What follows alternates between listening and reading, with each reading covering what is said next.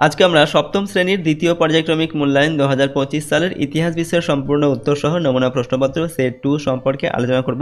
তো চলো এই ভিডিওতে আমরা ক্লাস 7 এর সেকেন্ড ইউনিট টেস্ট 2025 হিস্ট্রি সাবজেক্টের এই কোশ্চেন পেপারের উত্তরগুলো দেখে নিই। সেকেন্ড ইউনিট টেস্টে তোমাদের 50 নম্বরের পরীক্ষা নেওয়া হবে, সময় থাকবে 1 ঘন্টা 30 মিনিট।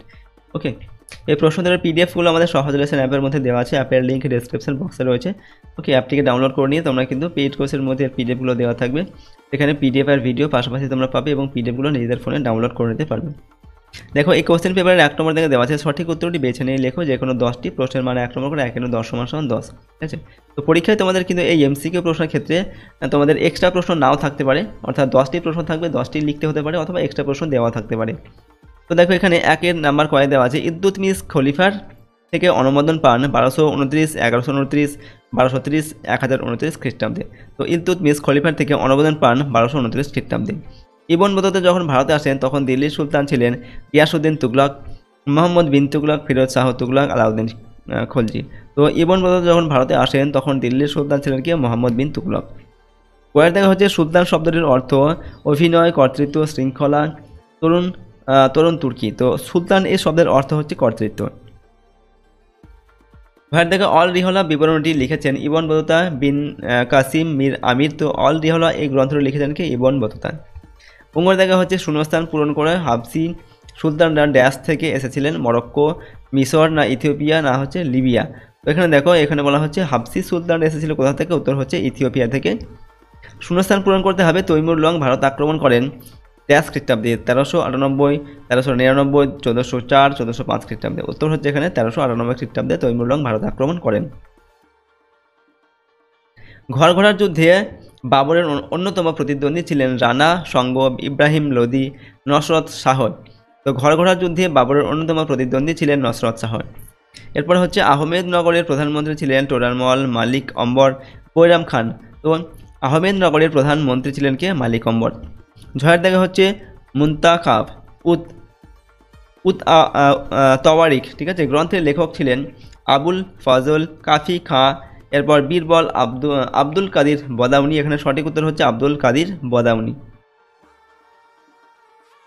ইঙ্গর দেখা হচ্ছে সিরিতে শক্তপোক্ত কেল্লা শহর বানিয়েছিলেন কে। এখানে অপশন রয়েছে ইলতুৎমিশ, আলাউদ্দিন খিলজি, গিয়াসউদ্দিন বলবন, না ফিরোজ শাহ তুগলক। তো এখানে সিরিতে শক্তপোক্ত কেল্লা শহর বানিয়েছিলেন আলাউদ্দিন খলজি। এরপর হচ্ছে টোডারমল ছিলেন আকবরের রাজস্ব মন্ত্রী, প্রধানমন্ত্রী, অভিভাবক, সেনাপতি। তো টোডারমল ছিলেন আকবরের রাজস্ব মন্ত্রী। ছয়ের দাগে অল রিহলা রচনা করেন বদাউনি, ইবন বতুতা, ফেরিস্তা, না রাজিয়া। তো অল রিহলা রচনা করেন কি ইবন বতুতা। পরের প্রশ্ন হচ্ছে পানিপথের প্রথম যুদ্ধ হয়েছিল 1538 খ্রিস্টাব্দে, 1527 খ্রিস্টাব্দে, 1526 খ্রিস্টাব্দে, 1525 খ্রিস্টাব্দে। পানিপথের প্রথম যুদ্ধ হয়েছিল 1526 খ্রিস্টাব্দে। ভারত থেকে পাট্টা ও কবুলিয়ত চালু হয়েছিল শাহজাহান, শের শাহ, আকবর, বাবরের আমলে। তো পাট্টা আর কবুলিয়ত এগুলো চালু হয়েছিল কার আমলে, শের শাহের আমলে। মূর্ধন্য দাগে দিল্লির প্রদীপ বা চিরাগ ই দিল্লি বলা হতো শেখ নাসিরুদ্দিন, সেলিম চিশতি, নিজামুদ্দিন আউলিয়া, শেখ সুহরাবর্দী নামের সুফি সাধককে। তো দেখো, এখানে শেখ নাসিরুদ্দিনকে বলা হয় দিল্লির প্রদীপ বা চিরাগ ই দিল্লি। 2 নম্বর অতি সংক্ষিপ্ত উত্তর লেখো যে কোনো 10টি 1 × 10 = 10। কয়ের দাগে সিজদা কি। এখানে দেখো, সিজদা কথার অর্থ হলো সুলতানকে সাষ্টাঙ্গ প্রণাম করা। আর খয়ের দেখা হচ্ছে প্রথম এবং শেষ মহিলা সুলতানের নাম লেখো। উত্তর লিখবে প্রথম এবং শেষ মহিলা সুলতানের নাম হচ্ছে রাজিয়া। ঘয়ের দেখা আকবর নামা কার লেখা, আকবর নামা হচ্ছে আবুল ফজলের লেখা।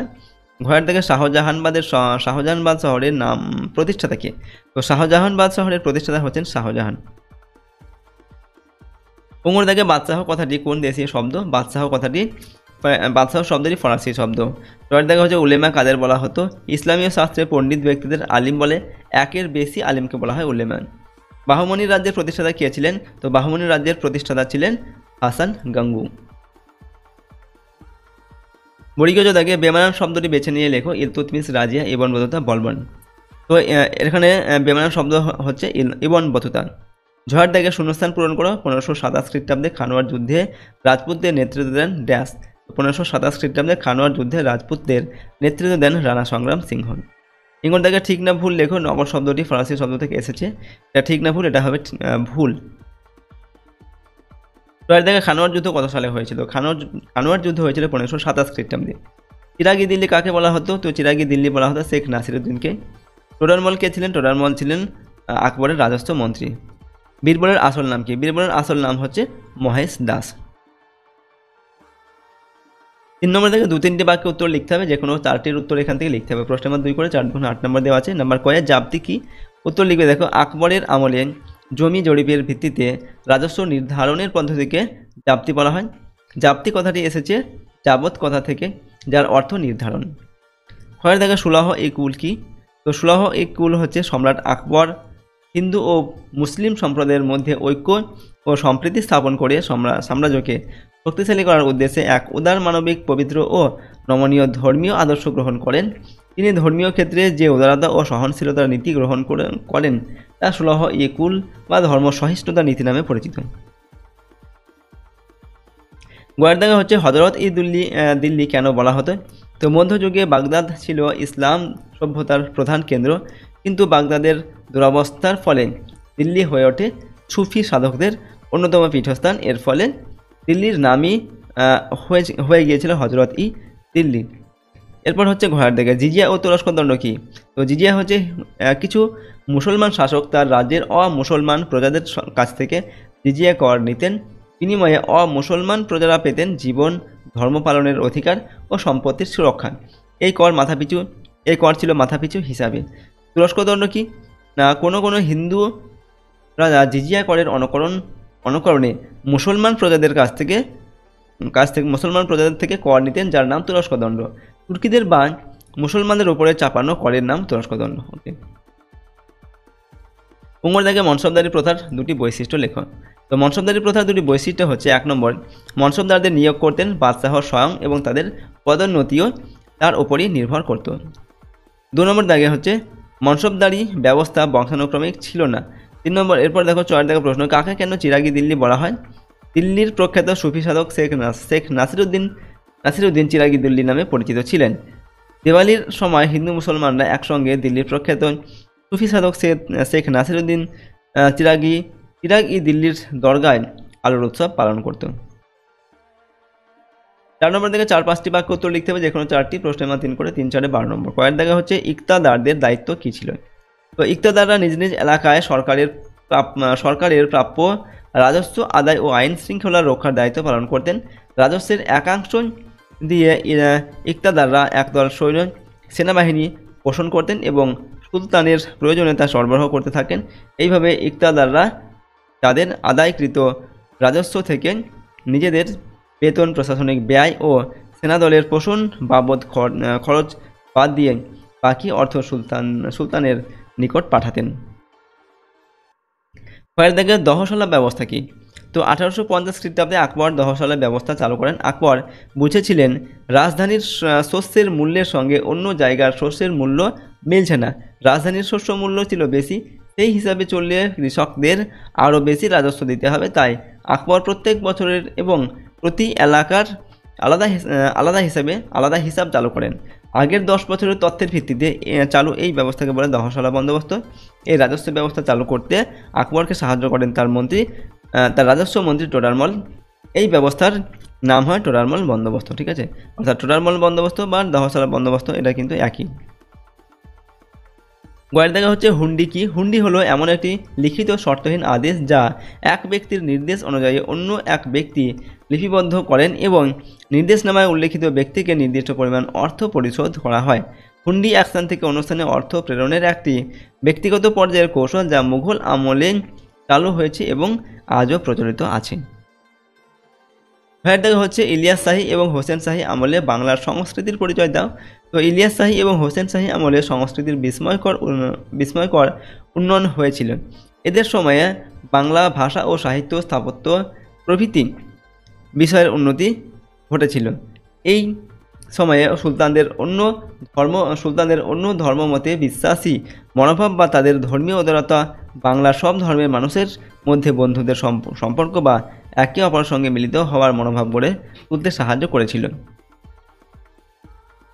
উমর দাগের টিকা লিখতে হবে দিন ই ইলাহি সম্পর্কে। বাস্তববাদী আকবর বুঝেছিলেন যে ভারতের মতো হিন্দু সংখ্যাগরিষ্ঠ দেশে মুসলিম ধর্মাবলম্বী মুঘলদের পক্ষে একক শক্তিদের সাম্রাজ্য পরিচালনা সম্ভব নয়। তাই উদার ধর্মনীতির মুখোশে আকবর সংখ্যাগুরু হিন্দুদের আনুগত্য লাভ করে মুঘল সাম্রাজ্যের ভিত্তি সুদৃঢ় করতে চেয়েছিলেন।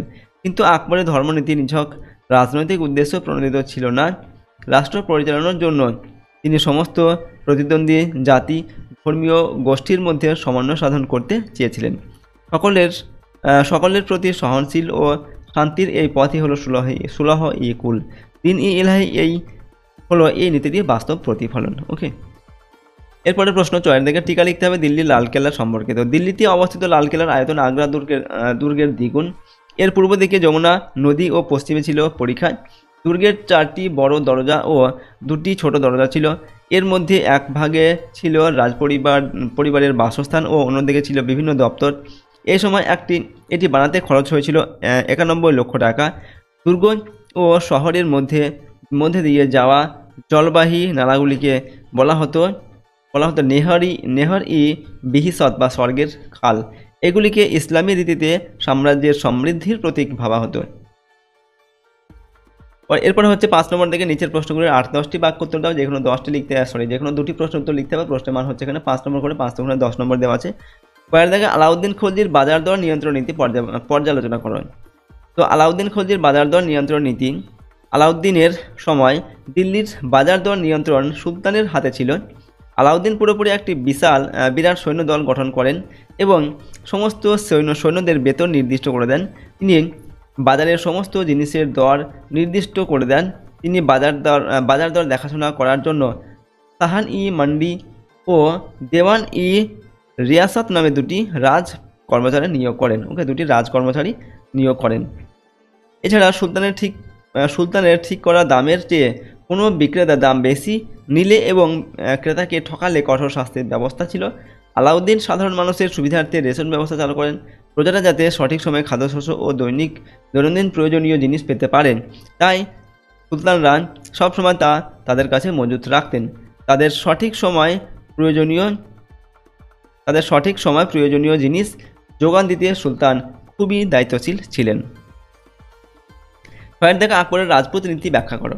তো আকবরের রাজপুত নীতি ভূমিকা দিয়ে আমরা লিখছি দেখো, মুঘল সম্রাট আকবরের কূটনৈতিক বিচক্ষণতার শ্রেষ্ঠ পর্যায় ছিল তার রাজপুত নীতি। ভারতীয় শৌর্য বীর্যের প্রতীক রাজপুতদের সঙ্গে সম্রাট আকবর মৈত্রীর সম্পর্ক তৈরি করতে সচেষ্ট ছিলেন।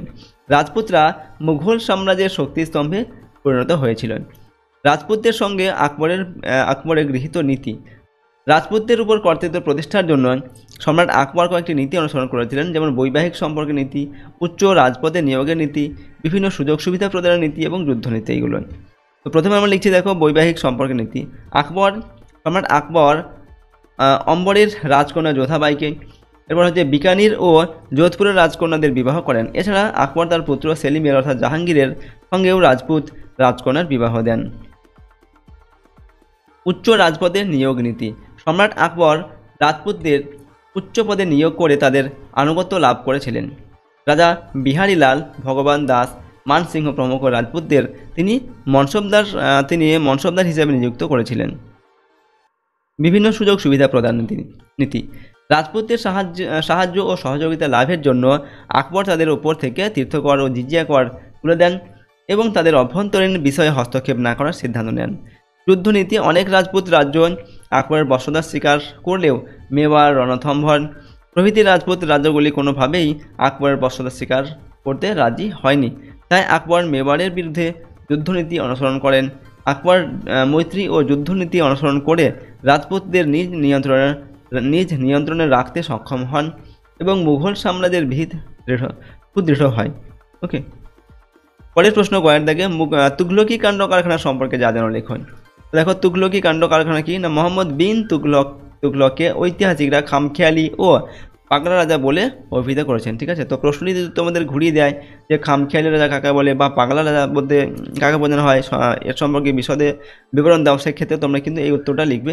তো এরপর দেখো তার কাজকর্মকে তুঘলকি কাণ্ড কারখানা বলে উল্লেখ করা হয়েছে। ঐতিহাসিকদের মতে মোহাম্মদ বিন তুঘলক ছিলেন অস্থির চিত্ত, ধৈর্যহীন ও রাগী মানুষ। তার গৃহীত পরিকল্পনাগুলি সময়োপযোগী ছিল, কিন্তু তা বাস্তবায়িত করার মানসিকতা সুলতানের না থাকার জন্য পরিকল্পনাগুলি ব্যর্থ হয়। তাই মোহাম্মদ বিন তুঘলককে পাগলা রাজা বলা হয়। ওকে, এরপর দেখো কৃষি বিভাগের লক্ষ্য ব্যর্থ। তো বাড়তি কর সংগ্রহ করার জন্য দোয়াব অঞ্চলের রাজস্ব বাড়িয়ে দিয়েছিলেন সুলতান। অনাবৃষ্টির ফলে সেখানে শস্যের ক্ষতি হয়েছিল, প্রজারা বাড়তি কর দিতে পারেনি, ফলে তারা বিদ্রোহ করেন। সুলতান বাড়তি কর মকুব করে দেন এবং নষ্ট হওয়া ফসলের জন্য ক্ষতিপূরণ দেন। কৃষকদের সাহায্য করার জন্য সুলতান তকাভি ঋণ দান প্রকল্প চালু করেছিলেন। এর ফলে সুলতানের রাজকোষ দেউলিয়া হয়ে পড়েছিল। তামার মুদ্রা প্রচলন। তার তাম্র মুদ্রার প্রচলন নীতি উপযুক্ত নজরদারির অভাবে ব্যর্থ হয়। একটি কম মূল্যের এবং সহজলভ্য ধাতুর মুদ্রা প্রচলনে যে ধরনের সাবধানতা অবলম্বন করা উচিত তা না করায় সারা দেশ নকল মুদ্রায় ভরে যায়। ঠিক আছে, এরপর দেখো রাজধানী স্থানান্তরকরণ। অন্যদিকে রাজধানী স্থানান্তরের সময় সুলতান অত্যন্ত কঠোরতার সঙ্গে দিল্লির সমস্ত মানুষকে দৌলতাবাদে যেতে বাধ্য করেছিলেন। আসলে রাজধানী স্থানান্তরের জন্য কেবল সরকারি দপ্তর, কর্মচারী ও দলিল দস্তাবেজ নিয়ে গেলে চলত। সাধারণ নাগরিকদের দৌলতাবাদে নিয়ে যাওয়ার দরকার ছিল না, এই সত্যটি তিনি বুঝতে চাননি। এরপর হচ্ছে অভিযানের ক্ষেত্রে ব্যর্থ। অভিযানের ক্ষেত্রেও সুলতান অদূরদর্শিতার পরিচয় দেন। কারাজাল অভিযানে খাদ্যাভাব, প্রতিকূল আবহাওয়া ও পার্বত্য উপজাতির আক্রমণে সুলতান বাহিনী চূড়ান্ত বিপর্যস্ত হয়। এরপর দেখো ঘরের দেখে শাহজাহানবাদ নগরের বর্ণনা দাও। তো শাহজাহানবাদ নগরের বর্ণনা। শাহজাহানবাদের নাগরিক বসতি ছিল মিশ্র প্রকৃতির। এখানে নানা শ্রেণীর মানুষ বসবাস করত, নানা ধরনের বাড়িতে। রাজপুত ও উচ্চ পদস্থ আমিররা সুন্দর বাগান বাড়িতে থাকতেন। ধনী বণিকরা টালি দিয়ে সাজানো ইট ও পাথরের বাড়িতে থাকতেন। সাধারণ ব্যবসায়ীরা থাকত নিজের দোকানের উপরে বা পেছন দিকের ঘরে। সবচেয়ে বড় ও সুন্দর বাড়িকে বলা হতো হাভেলি। এর থেকে নিচু স্তরের বাড়িকে মকান ও কোঠি বলা হতো। সবচেয়ে ছোট ঘরকে বলা হতো কোঠরি। এছাড়া ছিল আলাদা বাংলো বাড়ি। বড় বড় বাড়ির আশেপাশে মাটি ও খড় দিয়ে তৈরি বহু ছোট ছোট কুঁড়ে ঘর ছিল। এইসব কুঁড়েতে সাধারণ সৈনিক, দাসদাসী, কারিগর প্রমুখ মানুষজন থাকতো। কুঁড়েতে আগুন লেগে মাঝে মধ্যে অনেক লোক ও গবাদি পশু মারা যেত বলে জানা যায়। তবে বসতি এলাকার মধ্যে কোনো বিভাজন ছিল না। উচ্চপদস্থ আমির ও গরিব কারিগর একই মহল্লায় পাশাপাশি থাকত। শাহজাহানবাদের প্রধান রাজপথ ছিল দুটি। রাজপথকে রাজার পথ বলা হতো কারণ তার দুপাশে সারিবদ্ধ দোকান ছিল। কোনো উৎসবে সব সম্প্রদায়ের মানুষ এক হয়ে পরব উদযাপন করত। যেমন হচ্ছে দেওয়ালির সময় হিন্দু মুসলমান একসঙ্গে দিল্লির প্রখ্যাত সুফি সাধক শেখ নাসিরুদ্দিন চিরাগ দিল্লির দরগায় আলোর উৎসব পালন করত। মহরমে শিয়া ও সুন্নি সম্প্রদায় যৌথভাবে অংশ নিত। ঠিক আছে, তো এইভাবে আমরা প্রশ্নের উত্তরটিকে লিখলাম। তো দেখো আজকে আমরা তোমাদের ক্লাস 7-এর সেকেন্ড ইউনিট টেস্ট 2025 সালের ইতিহাস বিষয়ের একটি কোশ্চেন পেপারের সম্পূর্ণ উত্তর আমরা এখানে আলোচনা করলাম। প্রশ্নোত্তরগুলো অবশ্যই তোমরা ভালোভাবে মুখস্থ করে নেবে এবং প্র্যাকটিস করবে, কারণ এগুলো তোমাদের সেকেন্ড ইউনিট টেস্টের পরীক্ষার জন্য অত্যন্ত গুরুত্বপূর্ণ প্রশ্নোত্তর। এবং তোমাদের সিলেবাসের মধ্যে যে অধ্যায়গুলো রয়েছে সেগুলোও কিন্তু খুব ভালোভাবে তোমরা সেই অধ্যায়গুলো পড়বে। ওকে, আর এর প্রশ্নোত্তরের পিডিএফ ফাইল পেতে চাইলে সহজ রেশন অ্যাপটিকে ইনস্টল করবে। অ্যাপের লিঙ্ক ডেসক্রিপশন বক্সে দেওয়া আছে, সেখান থেকে তোমরা অ্যাপটিকে ডাউনলোড করে প্রশ্নোত্তরের পিডিএফগুলো নিতে পারো। পিডিএফগুলো পেড কোর্সের মধ্যে কিন্তু দেওয়া থাকবে, সেখানে ভিডিও আর পিডিএফ একসাথে পাশাপাশি দেওয়া থাকবে। ঠিক আছে, পিডিএফগুলো তোমরা নিজেদের ফোনে ডাউনলোড করে নিতে পারবে।